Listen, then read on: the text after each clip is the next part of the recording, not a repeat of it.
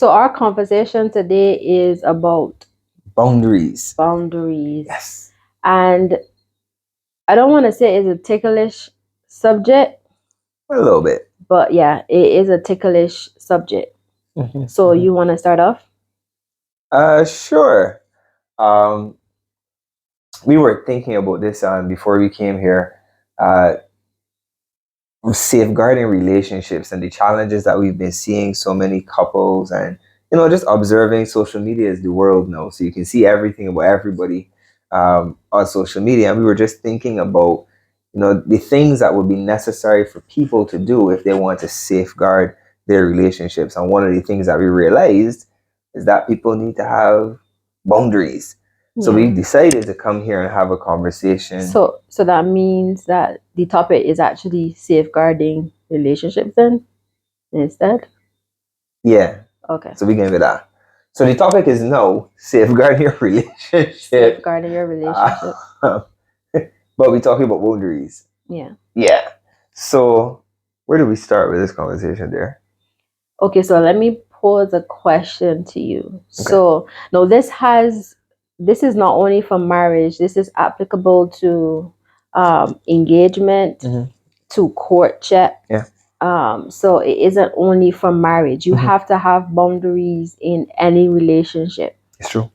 To safeguard any relationship. Yeah. So let me put a scenario to you. So say you are courting, engaged, married, and let's say engaged because you don't live together, or courting, let's say courtship. And you are courting somebody steady, and you are a male and you have a female friend. How close should you be to this friend? Is it okay for that female to be coming over by your home and y'all are watching movies and doing all types of like, what do you call it? Close stuff. Close stuff. I don't think that's the word, but close enough. You're doing things together, like you're going out to a lot of, I don't want to say dinner dates, but you're spending a lot of time together. Do you think that is okay? Nah. Nah, that's a word. No, please. Okay, why?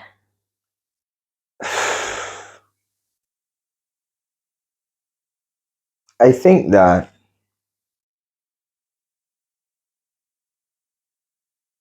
as relationships, I think relationships should be adaptable.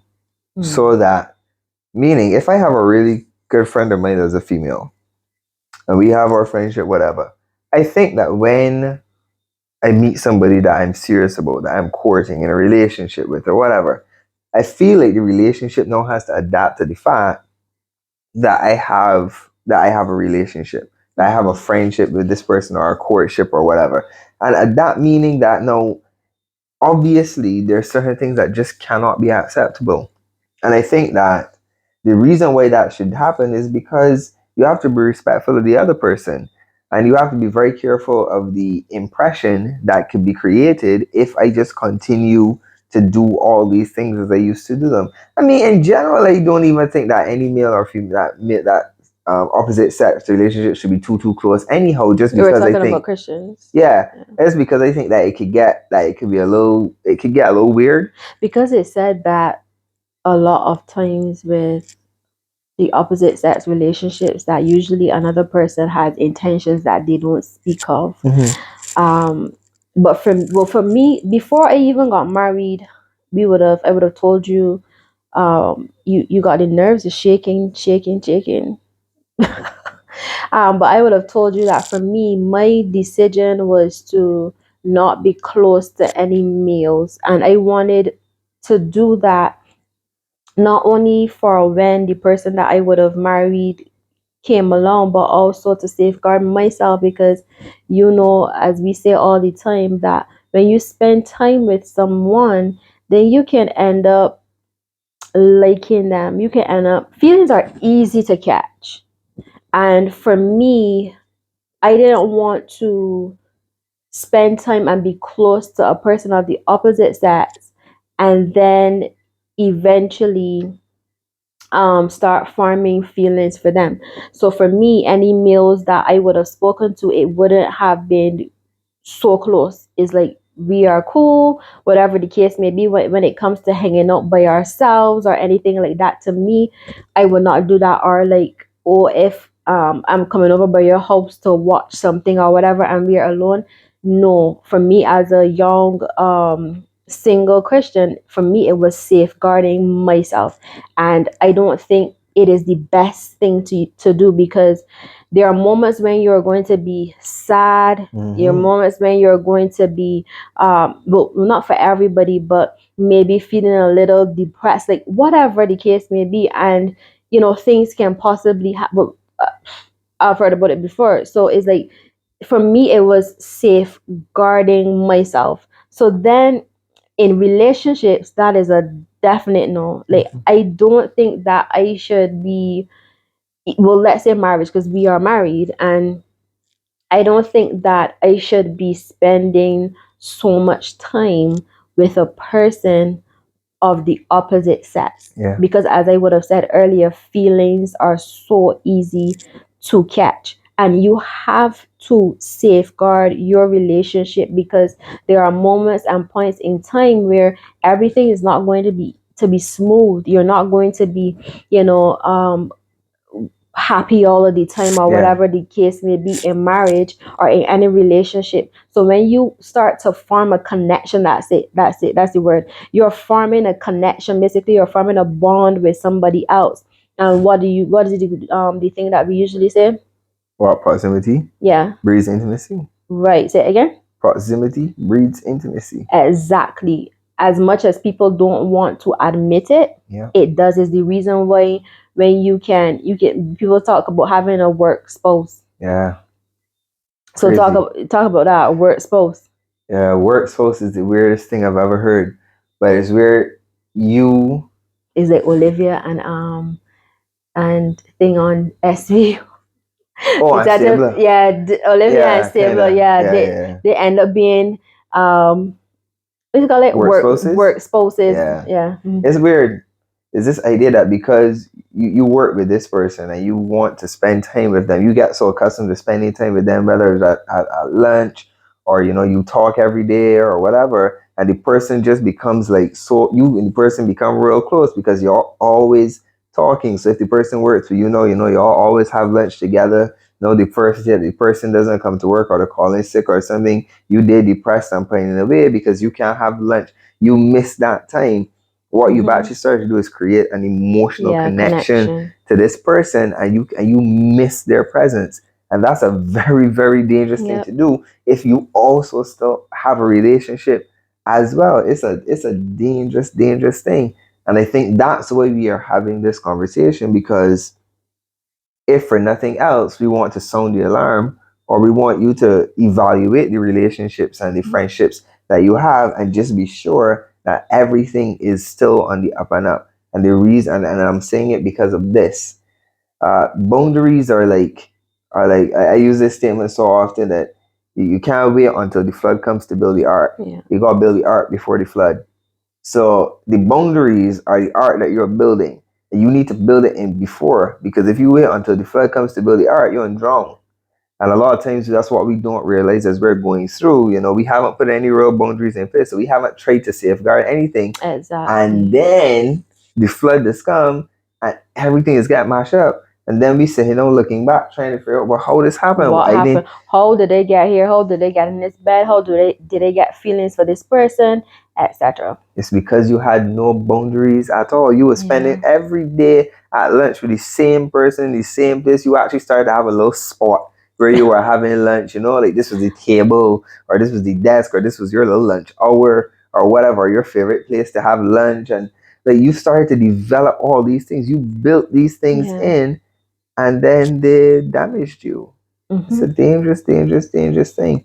And we don't want, for you, especially for us as Christians, we don't want for us to compromise, the quality of what we could have, because we developed something that we should have never been developing in the first place. You spend real time developing something that And other people see it as well. No, you said that even like in terms of at work, Yeah. like other people, we just specifically at work, like other people will see it as well. See you spending time, but you are in denial basically about it. But other people, they see it. They're Yeah, like, for sure. like, yeah, like Look at they're them. spending a good side of time together, and you like, oh, ain't nothing, Mm-hmm. just like company or whatever. But in my opinion, yeah, because these are all our opinions, Yeah, yeah. it's true. But you are setting yourself up.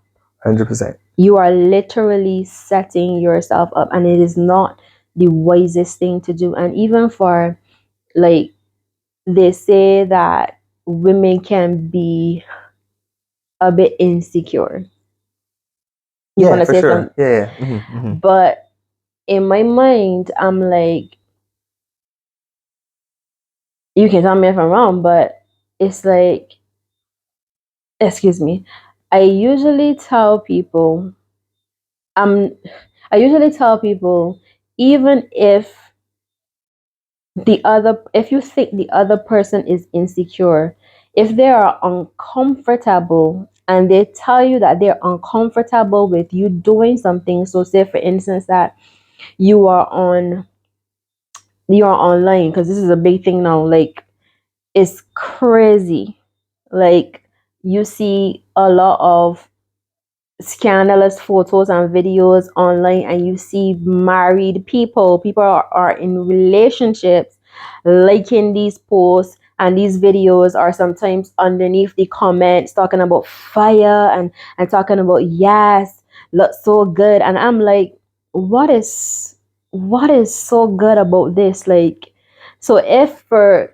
instance, like that person's spouse, Mm. yeah, big deep say, if that person's spouse sees that and they go to them and say, well, this is a little bit uncomfortable for me, because there's a lack of a boundary here, because what is so good about this thing that you're liking it? So this person is basically naked, and water is dripping from their body, and you're liking it, and you're underneath it with a fire icon or whatever. Like, that makes me feel uncomfortable. Why would you do that?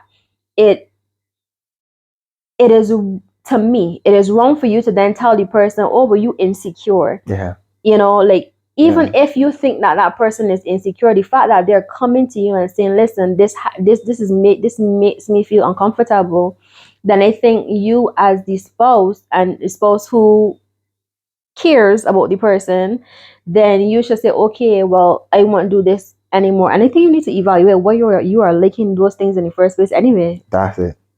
I agree Because 100%. I don't understand what about it do you like, and especially if it doesn't even look like the person that you are with. So I'm like, you want to know fantasy or something, like, why? I agree. I agree 100%. It's a dangerous, dangerous, dangerous, dangerous, dangerous, dangerous thing. But I'm sure I've learned to trust, at least in my case, I've learned to trust your insight on things. So at the end of the day, even if I think you're insecure, my respect and love for you should trump everything else. It Respect. doesn't mean that it doesn't mean that I am controlled by you and every single thing you say I automatically bow and Right. do. It's not about that, but it's about love and appreciation and respecting a person's feelings. And if Yeah. you care about somebody, you don't want to do anything that hurts them. So if Yeah. you express to me that something makes you uncomfortable, the bare minimum that I can do is respect that and put measures in place to curb it. And honestly, sometimes it's better, in my case, is how I see it. It's better for me to give in to an insecurity and say, you know what, let me put a boundary in place, let me put certain things in place, let me check this, that act as if, oh, you insecure and you don't know what you're talking about and you paranoid, and then realize, shucks, you were right, and I was wrong, I know everything is messed up, And you that know, goes both and ways. it goes both ways. You don't want that situation. So when the person raises something, you gotta listen. And fellas, because I know we think that we in control of everything, we don't be in control of half the stuff that we think we in control of. That's why God gives us women. They actually help. So all the women can say amen and feel like a Amen. man just stood up for Amen. them and everything. Amen. But on a very serious note, sometimes it's good to listen. That's the truth. Sometimes it's good to take the wisdom. Women sometimes see things far, far off that we That's true. ain't trying to see or too blind to see. I don't know which it is. That y'all really don't see. This is not like, what we we're would come trying to and say talk like, about. yeah, I know off topic, but we would be like, you can't say that girl like you, or you can't say that, and you'd be This like, is not. no. And I mean, like, literally, you know, like, y'all are like clueless, and I'm like, trying to bring the conversation back to where it's supposed to okay, be. go ahead. We are not talking about men and our stubbornness. True. That is another conversation for another Fair time. enough. The point here is, men, it is good to listen at times. Yeah. Often, we should listen. Both. All right. See, both. I've given you all something to work with here. Yeah. Both. But on a serious note, both ways, it's important to listen and to respect and to trust your partner's intuition. And if they say something, it should be valued. It should never be just, well, you just being paranoid, you just being whatever. Because chances are the reason why you're trying to brush it off is because there's a little part of you that thinks they might be right, but you don't want to admit it to yourself. So you're trying to brush it off. Or maybe as you were alluding to it, maybe it's a situation where the other person likes what it is that they're doing. So they like the photos, or they like the conversation, or they like the companionship. They like something about it, and so they won't shut you down because they don't want to realize and accept and put measures in place to curb the thing that they're allowing that will ultimately be the flood that destroys the entire arc and everything. Because even you just spoke about conversations as well, like all of those things you have, that you need to have some type of boundaries for all of those things, because you can have we only think that cheating is when you are in the bed or wherever and you say, oops, well, that thing happened. No, you are, as you said earlier, you are forming emotional connection to someone else that is not your spouse. That is that is how you would have formed the connection with the person that you would have been with anyhow. So why are you doing it exactly? So why are you doing it to somebody else? I say again, feelings are easy to catch. Like, don't let yourself slip, because in those moments, then if you let yourself slip and you form all these connections with somebody else, then when your marriage or your relationship is on the rocks or whatever, because at some point in time you will go through something. Nobody's marriage is foolproof. Like, some things will happen at some point in time. If it's not now, it's years from now, whatever the case may be. So when those things happen and you already form these connections with this other person or these other people, then who are you going to run to? Who are you going to go and talk to? And then it can go from there and spill over. And that's why people be like, oh, but I don't know how I end up cheating. I don't know how I get here. You was allowing all of these things to slide in the first beginning, even in terms of having exactly, until they eventually bloom. Yeah. Now you got a whole tree. A whole cheating tree. A whole mess up tree.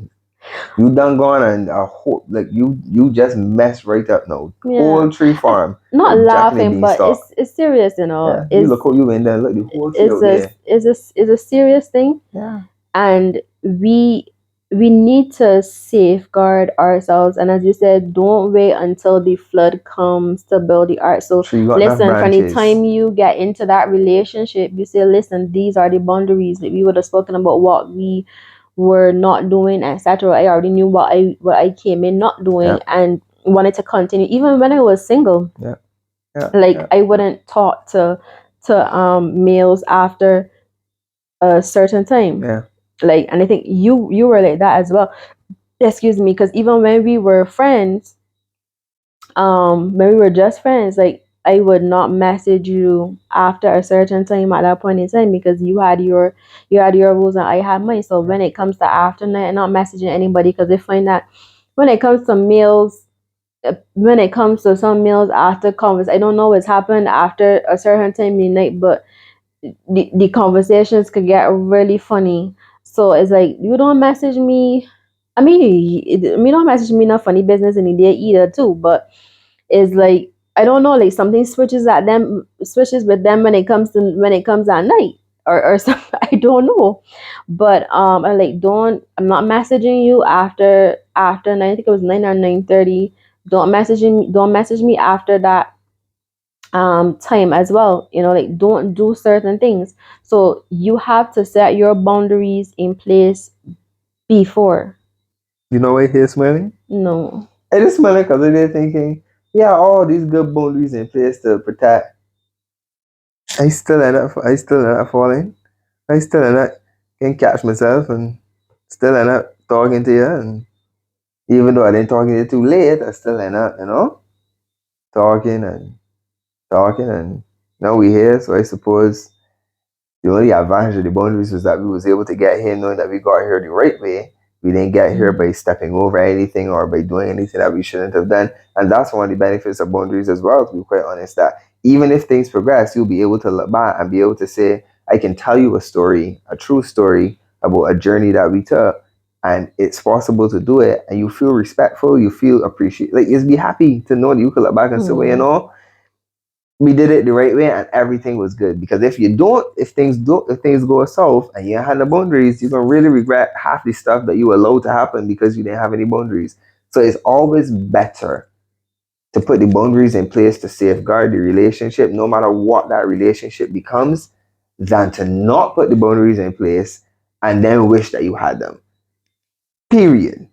That's always the reality. Don't feel bad about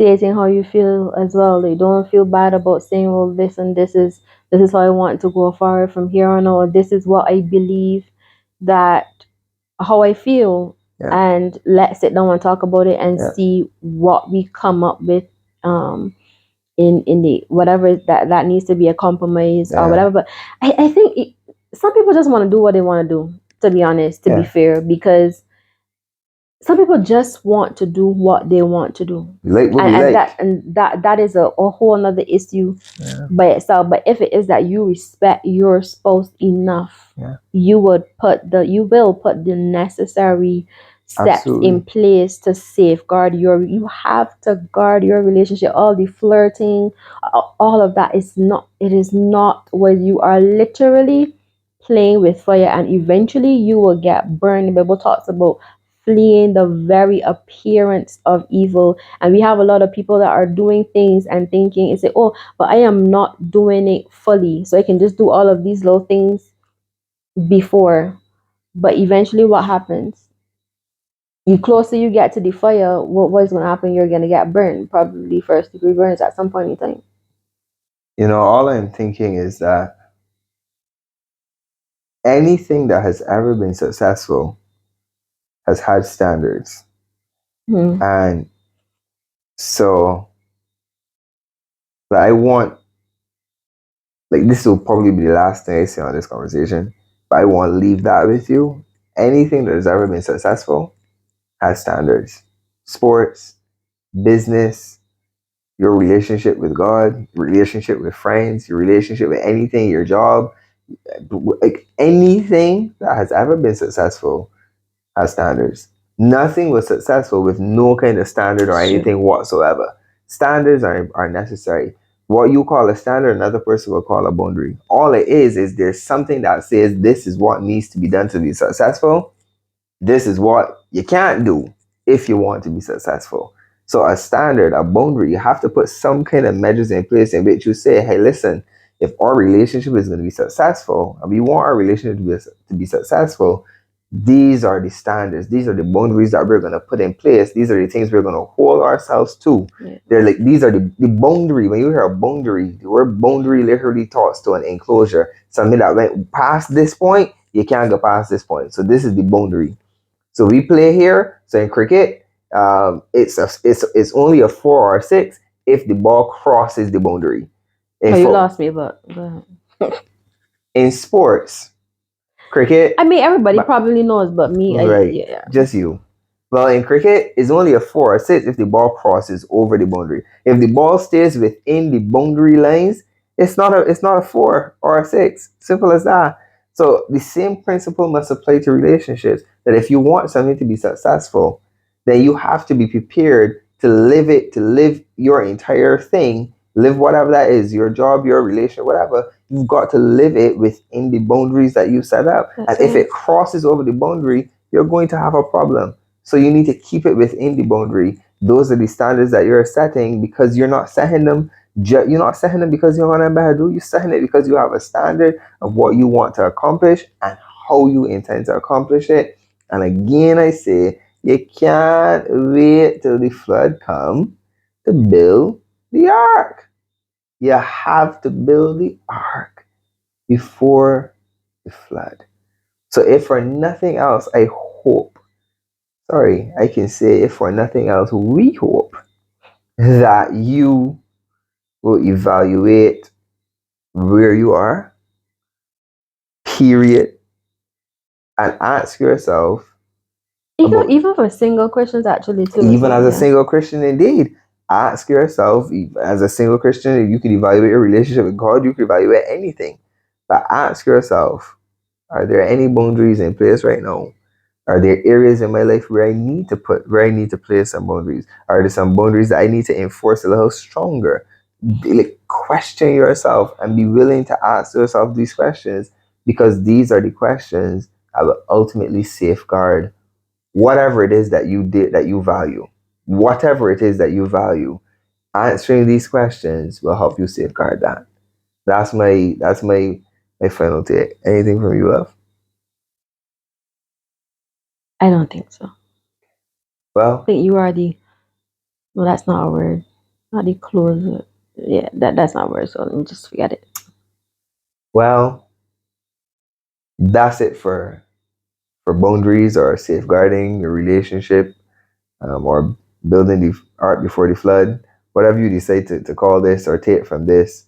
We hope that it challenges you, but that it helps you, that it encourages you. If you have boundaries in place, continue to hold them. Don't ever feel that your boundary is necessarily too strict or too hard, or nobody will have. Nah. Okay, something just came to me. Sorry. In terms of, they will also change. So you don't have to. So at different points in your life, because the boundaries that we would have had before are Yeah, not. yeah, yeah. Yes, there are some that we still hold to. Well, we still hold to all so far, but there are additional ones as well. Mm-hmm. So they will change throughout your life. Yeah. So yeah.